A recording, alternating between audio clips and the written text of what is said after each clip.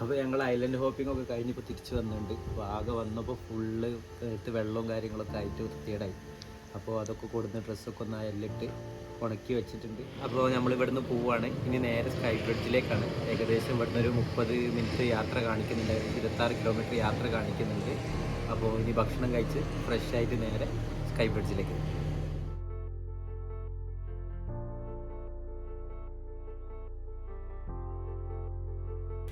അപ്പോൾ നമ്മൾ റൂമിൽ നിന്ന് ഇറങ്ങിയിട്ടുണ്ട്. ലോബിയിലൂടെ ഇങ്ങനെ നടന്നുകൊണ്ടിരിക്കുകയാണ്.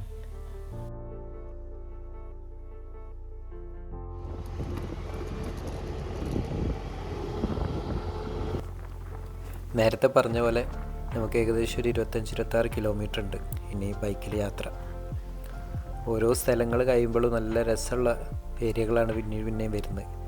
കുറച്ച് മലയാണെങ്കിൽ പിന്നെയും കാണുന്നത് കുറേ ബീച്ച് ഏരിയ, അതുപോലെ കുറേ ഫോറസ്റ്റ്, പാലങ്ങൾ ഒക്കെ കവറായിട്ട് ഇങ്ങനെ പോവാണ്. ഏകദേശം നമ്മൾ എത്താറായിട്ടുണ്ട്. അപ്പോൾ സ്കൈ ക്യാബൊക്കെ കണ്ടു തുടങ്ങിയിട്ടുണ്ട്. ഇതിൽ കാണുന്നുണ്ടോ അറിയില്ല. ഇതാണ് അതിൻ്റെ പാർക്കിങ്. ഇവിടെയാണ് ബൈക്ക് പാർക്കിങ്. കാർ പാർക്കിങ് കുറച്ച് അപ്പുറത്തായിട്ടാണ് വരുന്നത്. അപ്പോൾ നമുക്ക് ഓറിയൻ്റൽ വില്ലേജ് എന്ന് പറഞ്ഞ വില്ലേജിൻ്റെ അടുത്തേക്കാണ് എത്തേണ്ടത്. അതാണ് ഇവിടുത്തെ മെയിൻ ഡോറ്.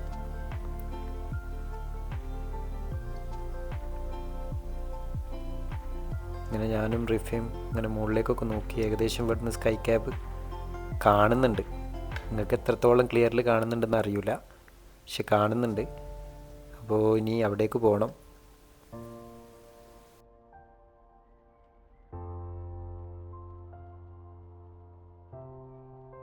ഹായ്, നമ്മൾ ഓറിയൻ്റൽ വില്ലേജിൽ എത്തിയിട്ടുണ്ട്. കയറുമ്പോൾ തന്നെ ഫ്ലേവേഴ്സ് ഓഫ് ഇന്ത്യയാണ്. ഇന്ത്യക്കാരില്ലാത്ത സ്ഥലമില്ല എന്ന് പറഞ്ഞ സത്യമാണ്. അവിടെ ചെറിയ കൗണ്ടേഴ്സ് ഒക്കെ ഉണ്ട്, ഷെയ്ഡ്സും ഡ്രസ്സും കാര്യങ്ങളൊക്കെ വാങ്ങാൻ വേണ്ടിയിട്ട്. അപ്പോൾ നമ്മൾ ഇവിടേക്കൊന്നും പോകണില്ല, നമ്മൾ ഡയറക്റ്റ് ക്യാബിലേക്ക് പോവാണ്. സ്കൈ ക്യാബിന് ട്രൈ ചെയ്ത് വെച്ചിട്ട് എൻ്റെ എക്സ്പീരിയൻസ് പറയാം. നമ്മൾ ഏകദേശം ടിക്കറ്റ് കൗണ്ടർ എത്തിയിട്ടുണ്ട്.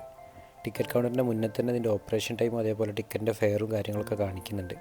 ഞങ്ങൾ സ്കൈ ബ്രിഡ്ജിൻ്റെ റൈറ്റിൽ കാണുന്ന ആ വയലറ്റ് പാക്കേജാണ് എടുത്തത്.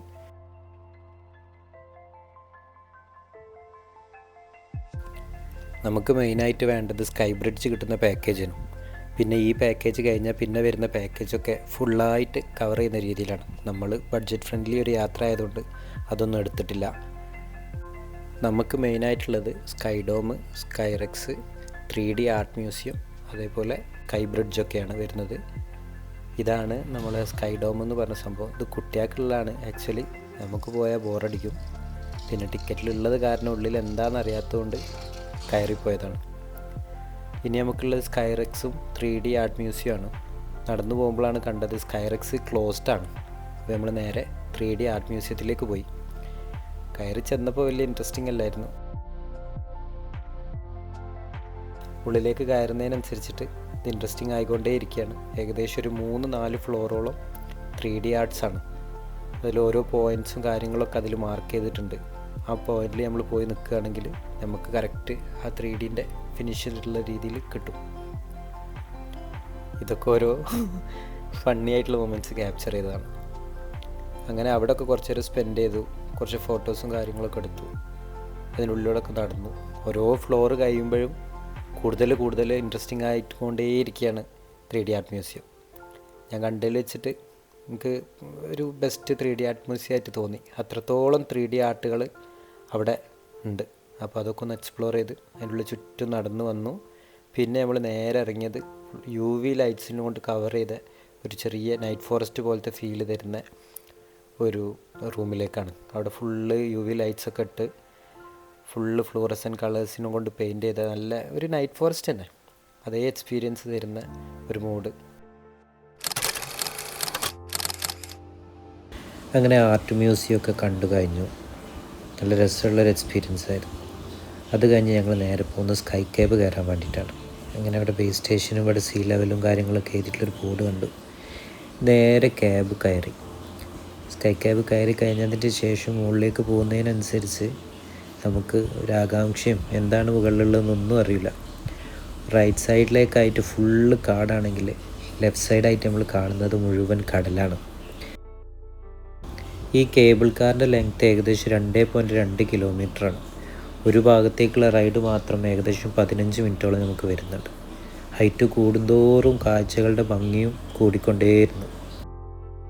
സീ ലെവലിൽ നിന്ന് ഏകദേശം 708 മീറ്ററാണ് നമ്മൾ പോകുന്ന ടോപ്പ് പോയിൻ്റെ ഹൈറ്റ് വരുന്നത്. ആ പോയിൻറ്റിൻ്റെ പേര് മൗണ്ട് മച്ചിങ്ഷാങ് എന്നാണ്. ഈ തൊട്ട് മുന്നിലായി കാണുന്ന ബ്രിഡ്ജാണ് ഈഗിൾ നെസ്റ്റ് ബ്രിഡ്ജ്.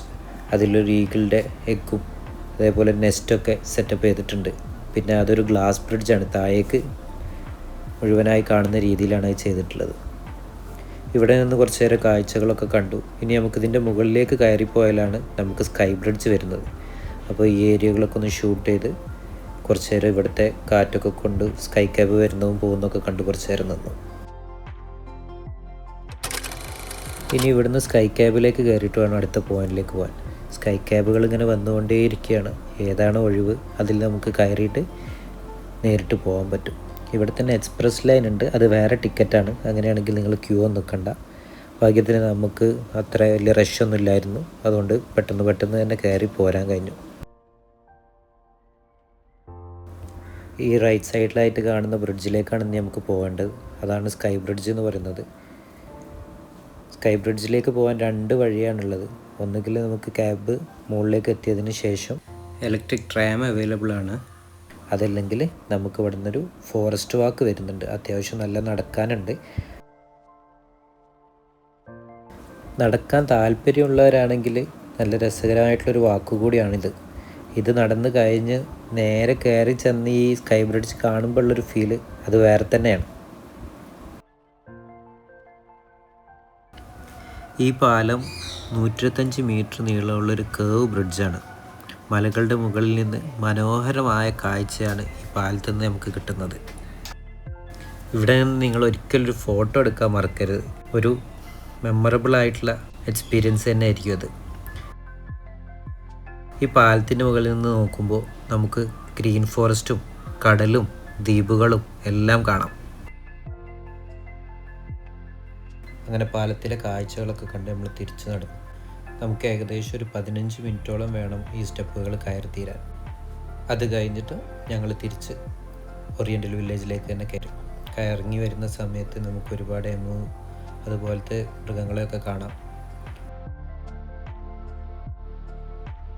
ഞങ്ങൾ ഓറിയൻ്റൽ വില്ലേജൊക്കെ ഒന്ന് ചുറ്റും നടന്ന് കണ്ടു. നല്ലോണം വിശക്കുന്നുണ്ട്. അപ്പോൾ ഇനി സെനാങ് ബീച്ചിൽ പോയി അവിടുത്തെ ഫുഡ് സ്ട്രീറ്റിലെ ഫുഡൊക്കെ ഒന്ന് എക്സ്പ്ലോർ ചെയ്യണം.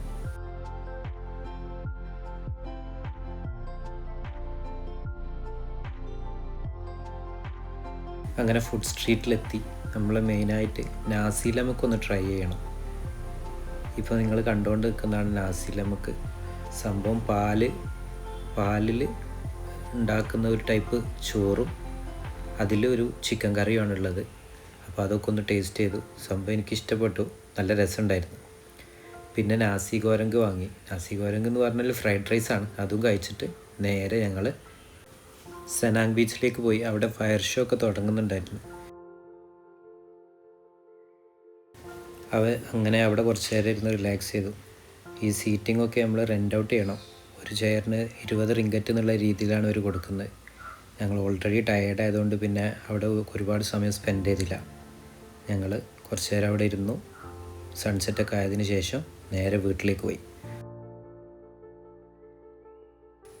അപ്പോൾ ഇനി അടുത്ത വീഡിയോയിൽ ഈഗിൾ സ്ക്വയറും അവിടുത്തെ വിശേഷങ്ങളും കാണാം. ഇഷ്ടപ്പെട്ടെങ്കിൽ ലൈക്ക് ചെയ്യുക, ഷെയർ ചെയ്യുക, സബ്സ്ക്രൈബ് ചെയ്യുക.